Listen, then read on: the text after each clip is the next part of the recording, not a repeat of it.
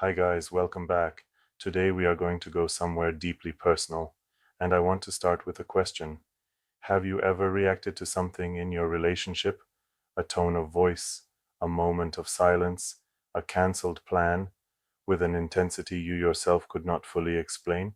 Have you ever pushed someone away precisely when they were getting close?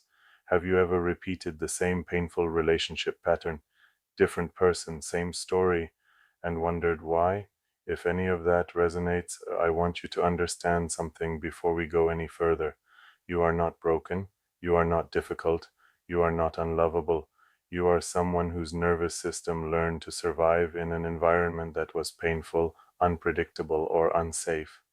And those survival adaptations are now showing up in your adult relationships with extraordinary precision. What you are experiencing has a name. It is the long reach of childhood trauma.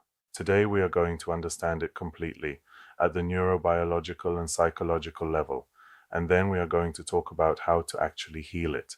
Not manage it, not cope with it, heal it. Let us begin. Part 1. What childhood trauma actually is. Most people hear the word trauma and think of something extreme: war, abuse, violence, and yes, those are trauma.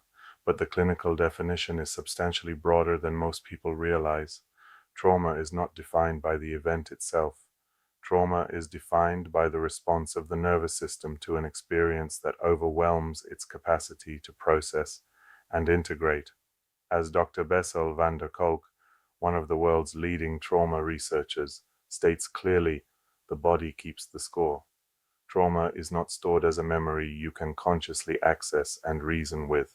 It is stored in the nervous system, in the body, in the automatic responses that fire before your rational mind has even engaged. Clinicians distinguish between two categories of childhood trauma. Type 1, discrete identifiable events of significant severity: physical abuse, sexual abuse, witnessing violence, the loss of a parent. Type 2, chronic repetitive relational experiences within the developmental environment: emotional neglect, consistent absence of warmth or attunement from caregivers, emotional invalidation, being repeatedly told your feelings were wrong, too much, or unwelcome, inconsistent caregiving, a parent who was sometimes warm and sometimes frightening, with no predictable pattern. Chronic criticism, an environment where your fundamental worth was regularly questioned. Parentification, being required to take emotional responsibility for a parent when you were still a child yourself. None of these involve a single dramatic event. But to the developing nervous system of a child, which is entirely dependent on caregivers for survival, and which lacks the cognitive architecture to contextualize pain, these chronic relational failures are profoundly traumatizing. They do not produce a single traumatic memory. They produce a traumatized nervous system, and that nervous system becomes the lens through which all subsequent relationships are perceived and experienced. Part 2. The neuroscience of why it lasts so long. The human brain develops from the bottom up. The brainstem, governing basic survival, is most developed at birth. The limbic system, the emotional brain, including the amygdala and hippocampus, develops primarily in the first years of life and is exquisitely sensitive to relational experience during this period. The prefrontal cortex, governing rational thought, impulse control, and emotional regulation, does not reach full maturity until the mid-20s. This developmental sequence has a profound implication.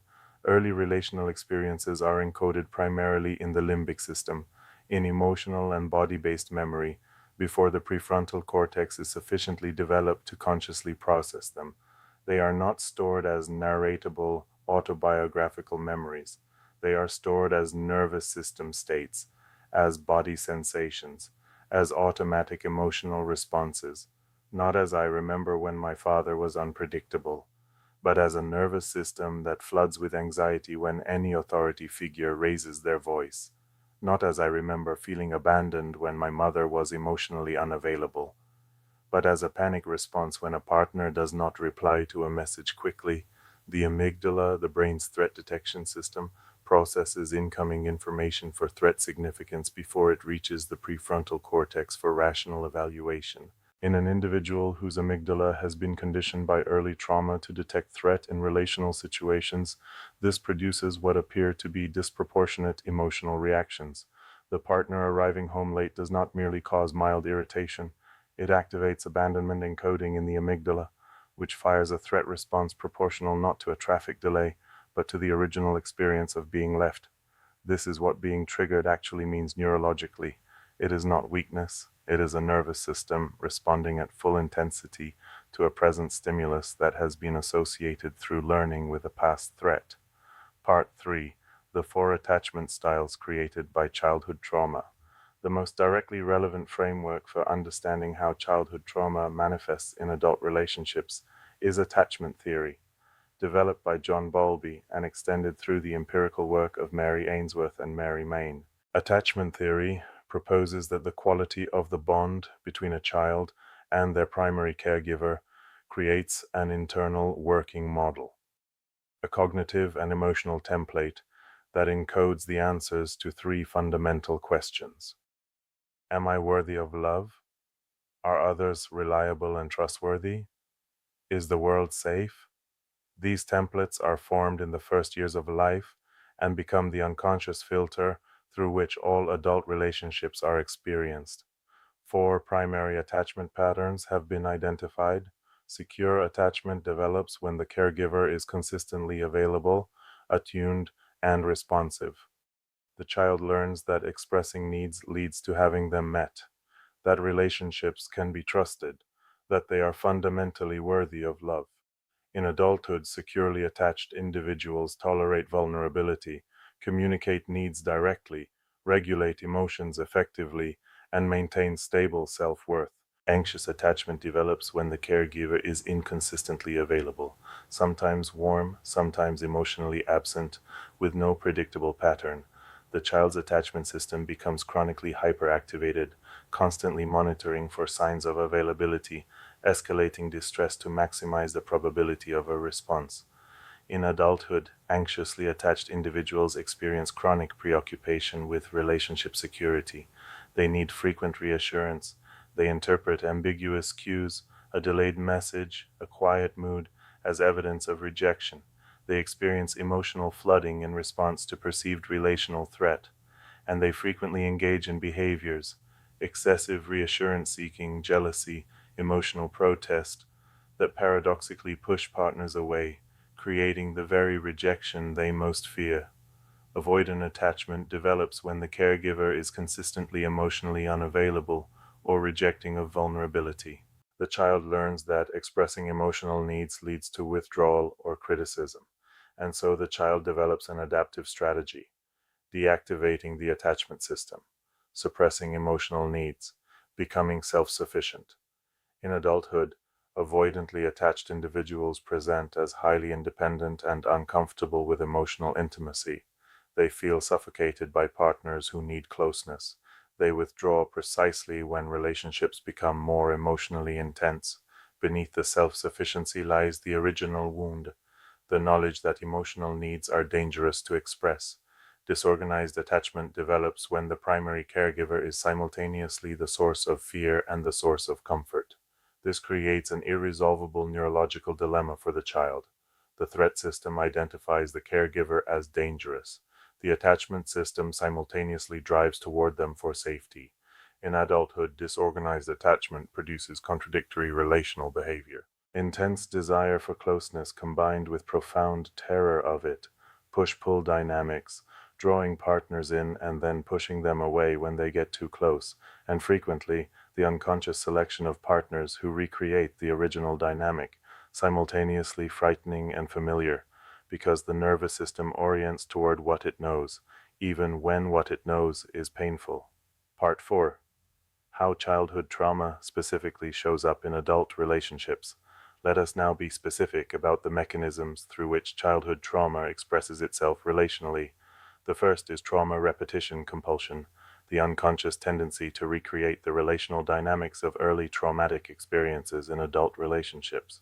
This is not masochism. It is the nervous system orienting toward the familiar. The person who grew up with an emotionally unavailable parent repeatedly finds themselves with emotionally unavailable partners, not because they are choosing poorly, but because emotional unavailability feels like the texture of love. It matches the template. The person who grew up in chaos is drawn to relationships characterized by intensity and instability, because calm, stable, consistent love feels unfamiliar, and the nervous system interprets unfamiliarity as unsafety. The second is hypervigilant threat monitoring. Individuals who developed in unpredictable environments learn to allocate significant neurological resources to monitoring for danger. In adult relationships, this manifests as reading every microexpression for signs of displeasure, interpreting ambiguous communications through a threat lens, preparing for abandonment even in the absence of objective evidence. This hypervigilance is exhausting. It prevents the relaxation that genuine intimacy requires, and it creates self-fulfilling prophecies, responding to a perceived threat that was not present, creating conflict that then appears to confirm the original assumption. The third is emotional dysregulation. The capacity to regulate emotional states is developed through early relational co-regulation. When a caregiver consistently responds to a child's distress with calm, warm, containing presence, the child gradually internalizes this regulatory capacity. When the caregiving environment does not provide this, the child's capacity for self-regulation is not adequately developed. In adulthood, this manifests as difficulty tolerating emotional intensity without flooding, rapid escalation in conflict, difficulty returning to baseline once activated. The fourth is self-protective strategies that become self-defeating. The adaptive strategies of childhood do not automatically update when the environment changes. The child who learned to be invisible to avoid triggering a volatile parent becomes the adult who cannot assert needs in relationships. The child who learned that performance was the path to parental love becomes the adult who cannot receive love that is not conditional on achievement. The child who became a caretaker for a parent's emotional needs becomes the adult who chronically overgives and loses themselves in relationships. Each strategy was genuinely adaptive once. Each creates significant suffering now. Part 5: How to Actually Heal. Now we arrive at the most important part, because understanding the wound is necessary, but it is not sufficient. Real healing, what neuroscientists call earned security, involves actual structural changes in the nervous system.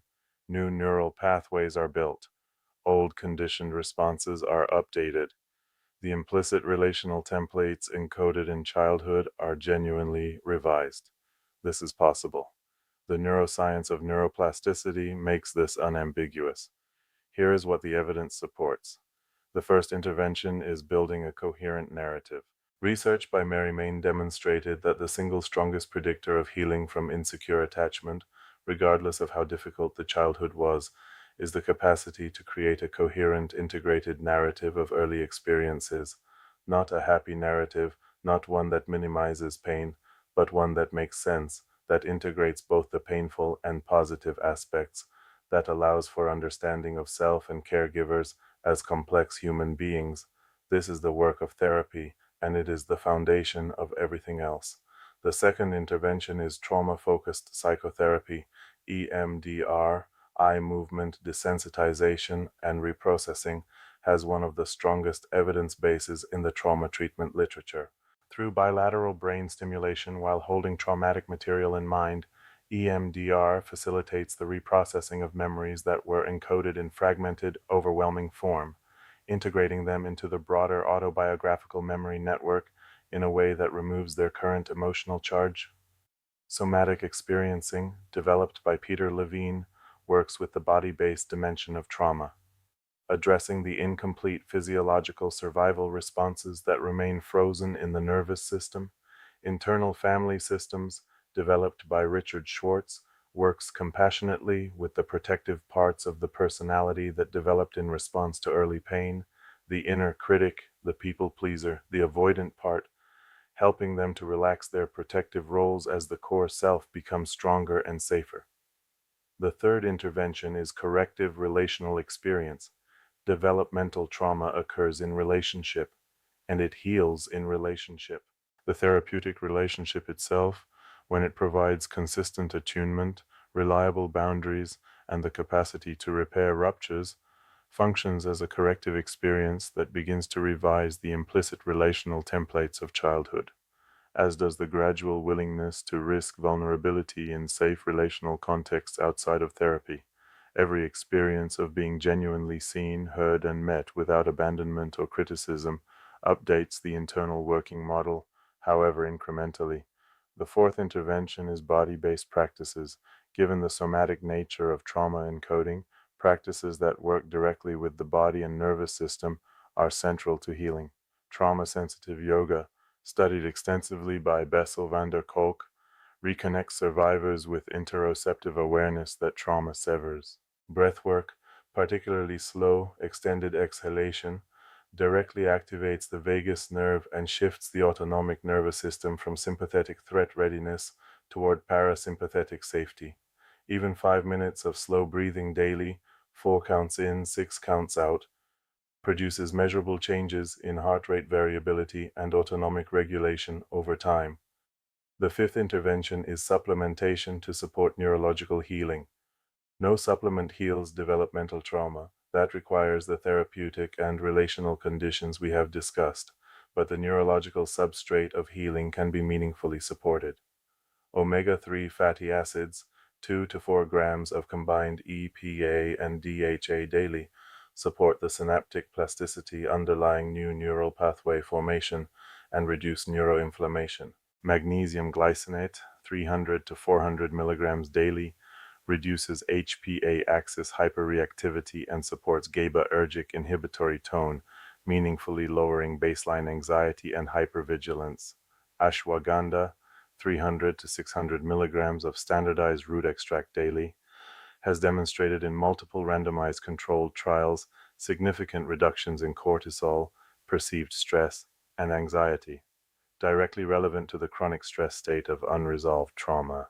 Lion's mane mushroom, 500 to 1,000 milligrams of standardized extract daily, stimulates nerve growth factor and BDNF production, supporting the neuroplasticity required for building new neural connections during therapeutic work.